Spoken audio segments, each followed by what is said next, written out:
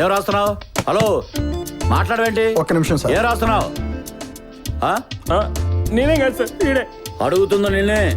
చెప్తాను సార్. చెప్పు. ప్రభుత్వానికి పోలీసులకి నా మనవి. నెంబర్ 1, బస్ స్టాప్ లో అమ్మాయిలు అబ్బాయిలు ఏడిపించకుండా ఓ కానిస్టేబుల్ ని పెట్టాలి. నెంబర్ 2, బస్ స్టాప్ లో పాన్ నమిలి వస్తే 500 రూపాయలు ఫైన్ పెట్టాలి. అది కూడా నువ్వే డిసైడ్ చేసావు అన్నమాట. మీరంటే అభిమానం సార్. నెక్స్ట్.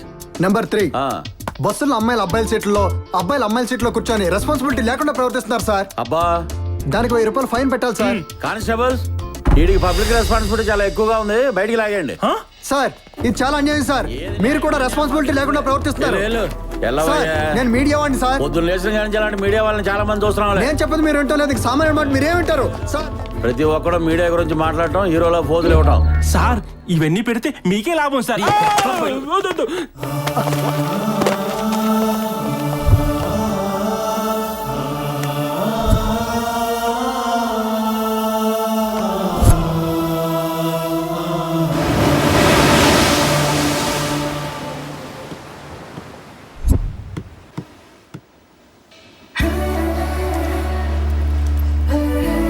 ప్రపంచంలో ప్రతి పని స్వార్థంతో ముడిపడి ఉంది, ఒక్క ప్రేమ తప్ప.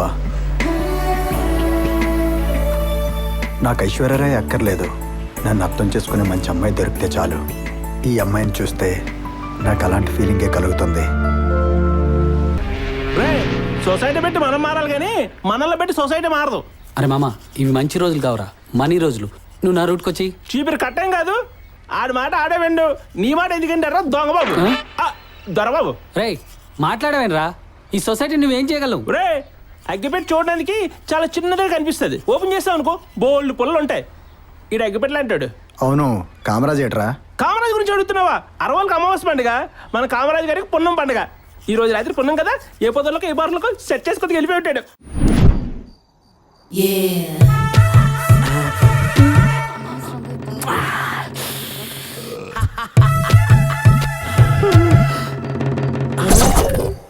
ఆ ముళ్ళపంది పెదవా వెనక నుంచి చూస్తున్నాడా?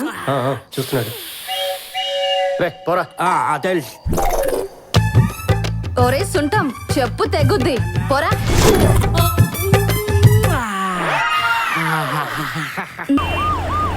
అమ్మా, నొప్పులు ఎక్కువ అవుతున్నాయమ్మా. ఏంటమ్మా ఈ అవస్థ? డాక్టర్ గారు ఎప్పుడు వస్తారమ్మా? వచ్చే వరకు ఉండమ్మా. డబ్బులుంటే వేరే హాస్పిటల్ పో. డబ్బులుంటే వేరే హాస్పిటల్కి వెళ్ళేవాళ్ళం, అవి లేకనే కదమ్మా మాకిన్ని బాధలు. మీకెవరు కావాలండి? మా వాళ్ళ క్యారేజ్ ఇవ్వడానికి వచ్చాను. వెళ్ళండి. ఏంటమ్మా? ఎందుకమ్మా గొడవ పడుతున్నారు? ఆడిపోతుందమ్మా బిడ్డ. ఏమైందమ్మా? 3 రోజులైంది బాబు, ఇక్కడ పట్టించుకునే వాళ్ళే. అయితే ప్రైవేట్ హాస్పిటల్కి వెళ్ళు. ప్రైవేట్ ఆసుపత్రికి వెళ్ళకి ఆసుపత్రికి వచ్చావమ్మా. మరేం చేయమంటారమ్మా? మీరు చూస్తున్నారుగా మా పరిస్థితి. మేమిద్దరం ఇక్కడ సేవలు చేయాలి. ఏమా ఎందుకలా గొడవ పడుతున్నావు? మాకు ఈ సోది ఎప్పుడు ఉండేది. మీరే అలా అంటే ఎలా? ఏం చేయమంటారండి? అందరు కలిపి మమ్మల్ని తినేస్తున్నారు, ఏదో వేలకు వేల జీతాలు మాకు ఇస్తున్నట్టు. ఏంటి మర్యాద లేకుండా మాట్లాడుతున్నావు? అయినా ప్రభుత్వం హాస్పిటల్ కి ఇన్ని పథకాలు ఇస్తూ ఉంటే నిండు సోలాలని బాధలు పడుతోంది. మీరెవరు పట్టించుకోరా? పట్టించుకోలేదని నన్ను అడుగుతారేంటి? డాక్టర్ గారిని అడగండి. బ్యూటీ డాక్టర్ ఎక్కడికి వెళ్ళారు? బ్యూటీ పార్లర్ కి వెళ్ళారు. అమ్మో, నీకు మంచి ఎటకారంగా ఉందమ్మా. నీకు మా కామరాజ్ గాడే కరెక్ట్. నా గురించి ఎవరు దాహంగా ఉన్నట్టున్నారు, ఎక్కడో ఏ పార్కో.